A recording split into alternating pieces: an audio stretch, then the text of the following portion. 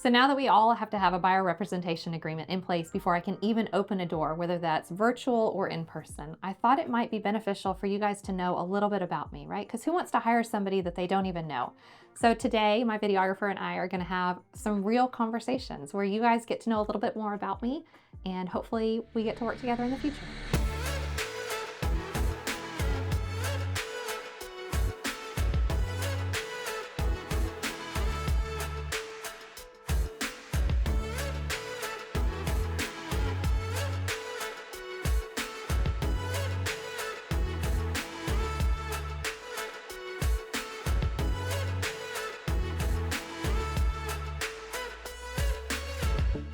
Okay, first question is, what's your opinion on PMI?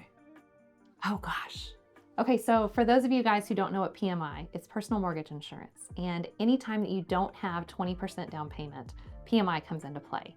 And to answer your question, sometimes, right? Sometimes it makes sense. Sometimes if you don't want to put all the 20% down and you want to leave that money invested and it makes more than what you're spending on PMI, then that could be a good investment. And I'm not a financial planner, so please don't come after me for that. But I'm just going to say that sometimes it's good and sometimes it's not so good. But for those people who don't have 20% to put down, it's a great option. What was your strangest response from your videos? Oh my gosh, you guys, I don't know which one of you is this anonymous member that slammed me all over TikTok, but go find it. It's interesting. There is somebody out there, and every time it seems like I post some slightly, I don't know, borderline content, that person is all over me talking about how agents aren't necessary and we're overpaid and we don't know what we're doing. And anyways, by the way, the logo on this person's profile picture it says for sale by owner. So I understand that they think that they can do our job, and maybe they are an agent, who knows? But that person for sure has a vendetta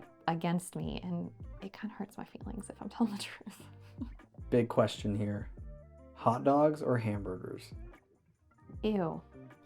Hot dogs are so gross. So gross.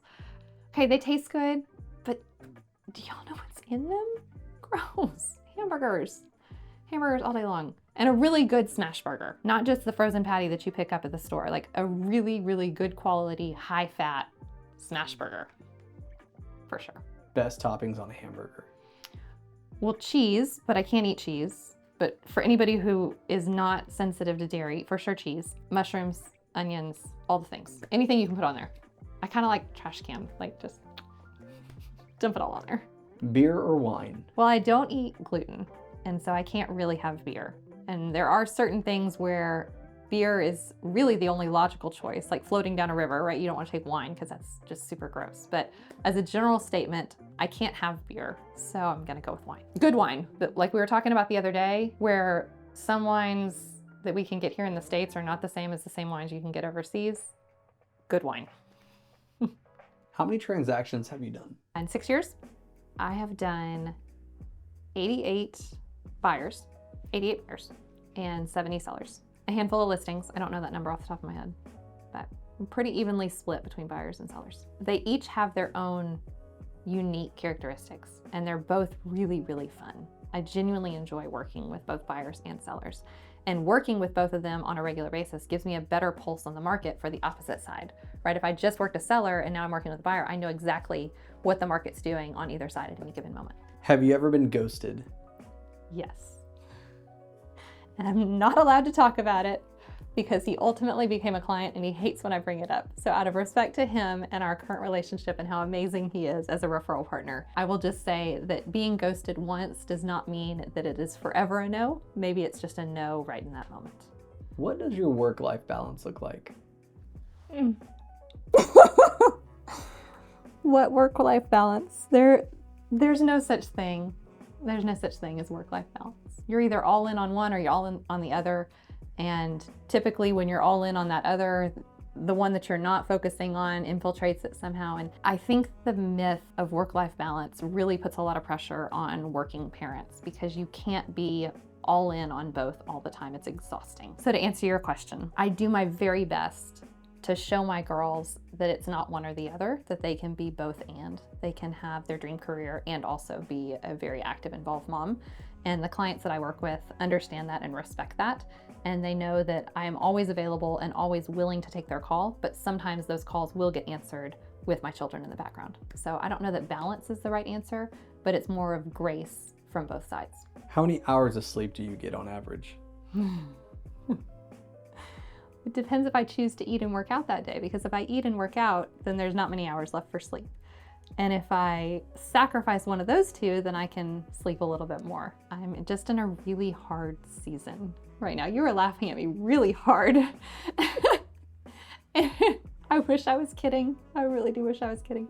I am just in such a hard season where Jason's traveling a lot and my kids are very young, and it's just an opportunity for me to show up in some really big ways in the middle of a really busy real estate season. So my career's everything that I wanted it to be right now, and my family's everything that I dreamed for. And so something's got to give. And right now, y'all see these gray hairs? Like, you see that? It's getting real bad. What's your favorite me time thing to do? Oh, I love to run away on vacation by myself. And I love my family and I love my husband and I love taking vacations with them. But vacations with kids, those are not vacations. Those are trips and parenting in a different location. And a vacation with your husband, that's completely different than vacationing by yourself, because then you're doing things together as a couple. When I run away on vacation by myself, I always go to Mexico. I shouldn't say always. The last 2 times I've gone to Mexico. And I do this because in my head, I'm a fluent Spanish speaker. And so I think that I can just go and be this Spanish-speaking individual in another country. And it's an opportunity for me to sleep when I want, eat when I want. I usually order room service. I tend to stay in my room and Netflix whatever I want to do because I don't have to share the TV remote with any of my children. And I work a lot. And honestly, the goal during those trips is just to make enough money in my business to where I can pay for the trip so I can justify doing it again. But my favorite thing to do is just run away for a couple days by myself. And if that's not financially in your budget, because it's expensive to do that, my second favorite thing to do would be to take a nap. What are you most scared of? Like my biggest fear? Your biggest fear? Vomit. Vomit. I kind of even like makes me queasy just saying the word.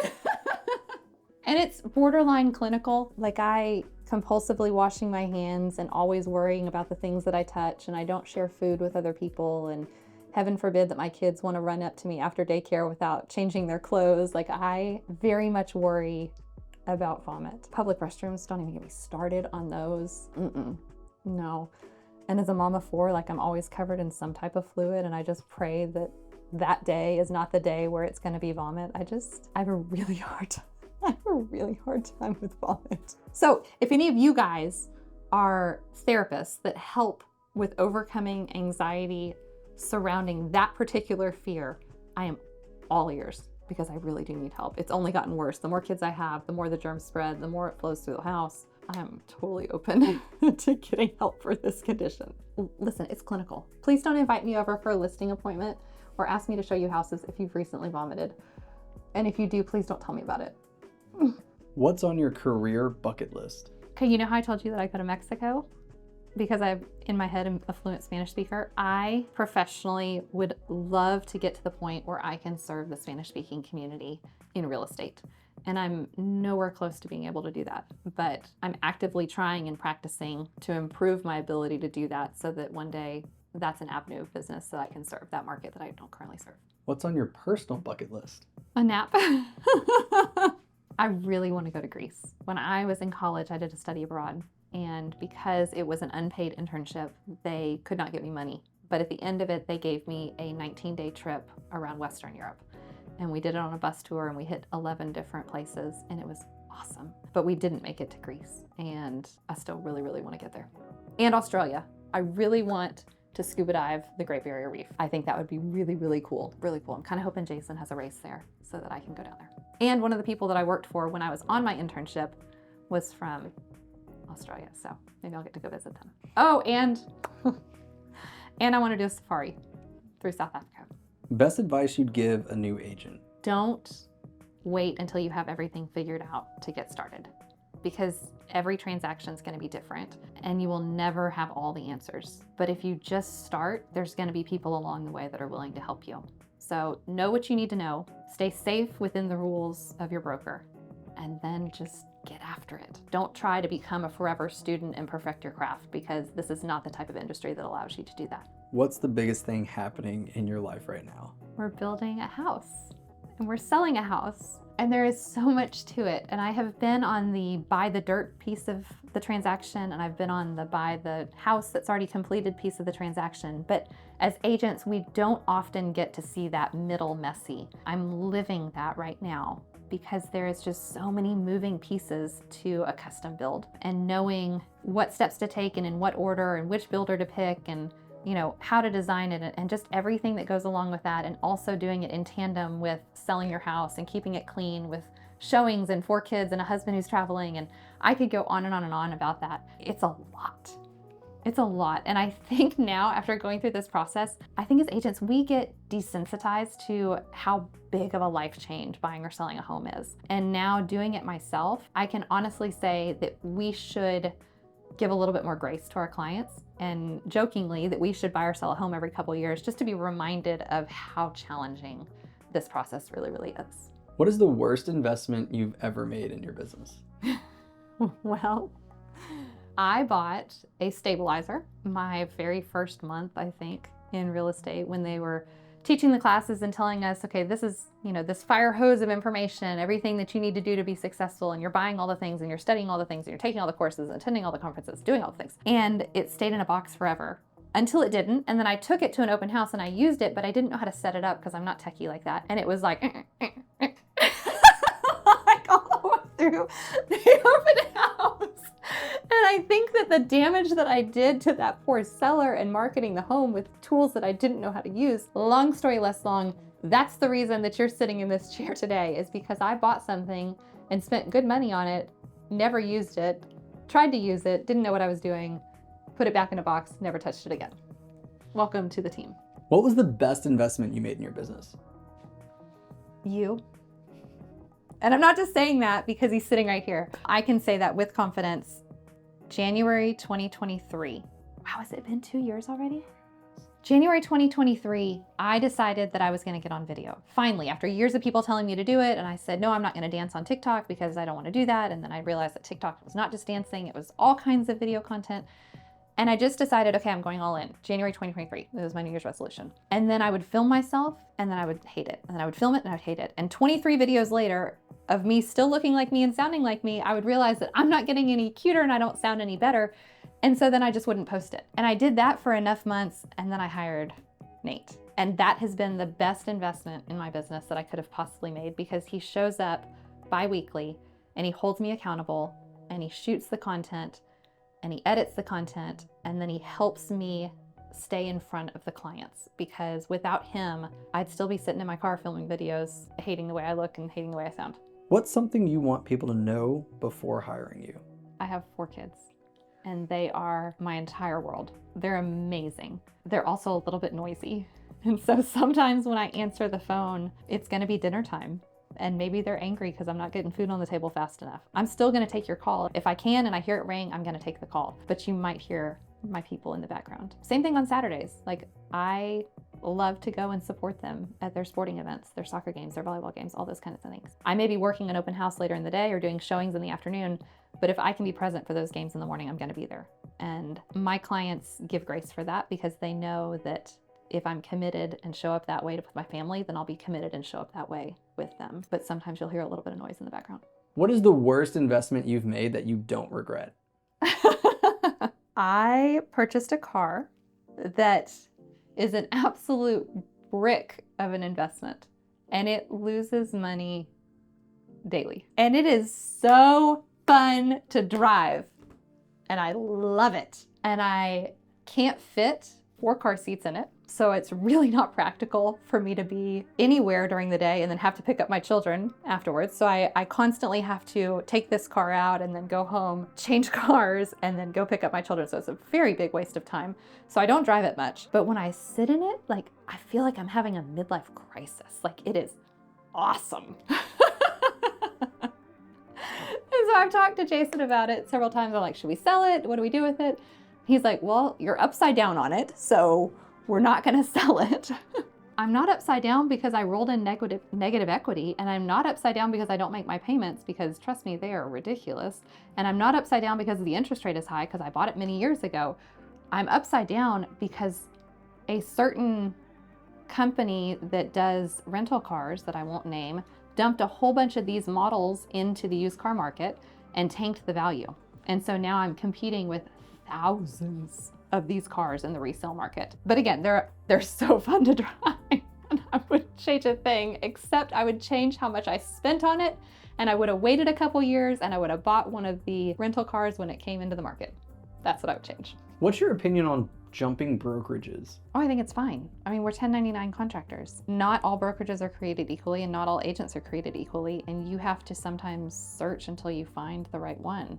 And when you first come out of school, the chances of you hitting the right one the first time is so slim. And then there's the grass is always greener mentality, and you get a couple months in and you're like, oh, I think I'll go try this one. And maybe it is, maybe it isn't. But I think that brokerages are always evolving to make sure that they have the highest return and value for their agents.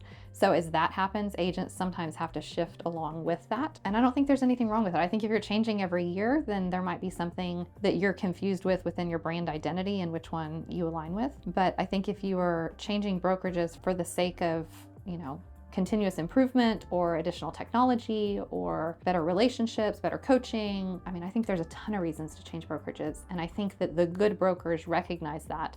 And that's why they're constantly trying to improve their own personal metrics to make sure that the good agents stay with them. So everybody wants to know, because this is a very controversial. In fact, we're going to add a question to this. No. So there'll be a two-part question. Okay. Dishwashers. Silverware up or down? Both. I was raised that they go down, but now I have so many children and so much silverware that they don't all fit down. So now I have to go down and up. So you never know what you're gonna get. When I unload the dishwasher, it's just like this big hodgepodge. I just kind of dump it all out on a table and I pick them up and sort them. But if you asked me 20 years ago, down. And if you ask me today, it's both. Second part of that question, toilet paper roll. Mm-hmm. Does it go on the front or on the back? You mean, does it feed under or does it feed over? Okay, over. Because if it feeds under, and this goes for toilet paper and paper towels, if it feeds under and I try to one hand tear it off, I've got a baby in my hand and my hands are wet and I one hand tear it, inevitably it goes just like that, and you know it. Over is the only way. Over is the only way. What's your favorite thing to do with your kids? My time with them is so precious, and it's so minimal right now. I've told you the story where they asked me to take them swimming for 3 weeks, and for 3 weeks I had to say no because I just had clients and meetings and things that stacked up over the summer. But one thing that I really try not to compromise on is Friday night movie nights, because to them, they look forward to that, and they know that that's our time together on the sofa, and we can fight about what movie we're gonna watch. It really doesn't matter. Sometimes I let them have popcorn, sometimes I don't. At the end of the day, it really just comes back to time together as a family and something consistent that they know that they can count on me to be there for. Where do you get your clientele?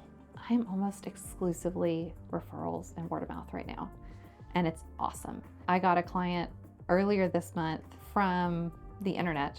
She found me on Google.